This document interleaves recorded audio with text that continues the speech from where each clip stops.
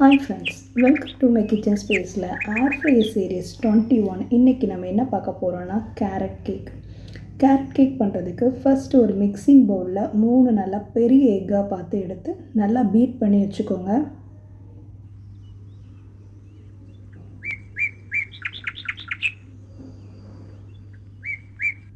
Egg நல்லா சாஃப்டாக beat ஆனதுக்கப்புறம் அதில் 3/4 கப் நாட்டு சர்க்கரை இல்லைனா நீங்கள் சுகர் கூட நல்லா பவுடர் பண்ணி சுகர் கூட சேர்த்துக்கலாம்.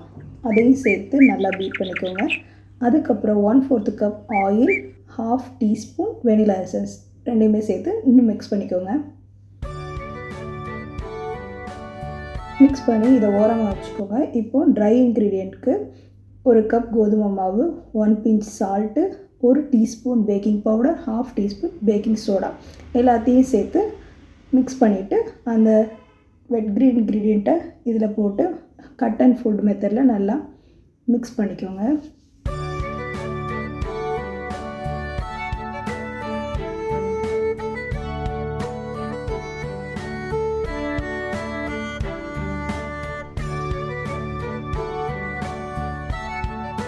இது மிக்ஸ் பண்ணதுக்கப்புறம் ஏர் ஃப்ரையரை ப்ரீஹீட் பண்ணணும்.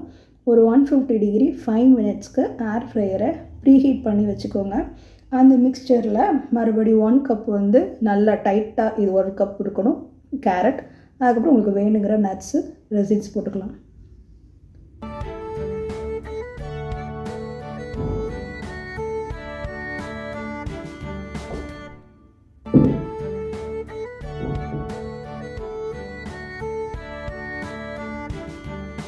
மறுபடி பேக் பண்ண வேண்டிய டின்னில் இது எல்லாத்தையும் இது பண்ணி ஏர் ஃப்ரையரில் வைக்கணும். 150 டிகிரி 30 to 35 மினிட்ஸ் வைக்கணும். நீங்கள் வச்சு பார்த்தீங்கனாலே உங்களுக்கு தெரியும்.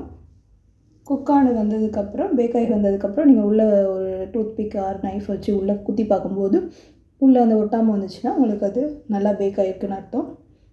அப்படி பேக் ஆகலைன்னா எக்ஸ்ட்ரா ஒரு 5 or 10 மினிட்ஸ் வச்சு எடுத்திங்கன்னா நல்லா பேக் ஆகி வந்துடும். இப்போ இதில் நான் எக்ஸ்ட்ரா பண்ணுறதுக்காக மேலே உள்ள லேயரை மட்டும் தனியாக கட் பண்ணிவிட்டு அதில் கேரட்டும் மில்க்கும் வச்சு க்ரீன் மாதிரி பண்ணி மறுபடி அந்த கீழே உள்ளது மேலே வச்சுட்டு ஒரு 10 மினிட்ஸ் ஏர் ஃப்ரையரில் வச்சேன். ஸ்விட்ச் ஆன் பண்ணாமல் அதுக்கப்புறம் நீங்கள் கட் பண்ணிங்கன்னா சூப்பரான ஒரு கேரட் கேக் ரெடி ஆகிடும். தேங்க்ஸ் ஃபார் வாட்சிங்.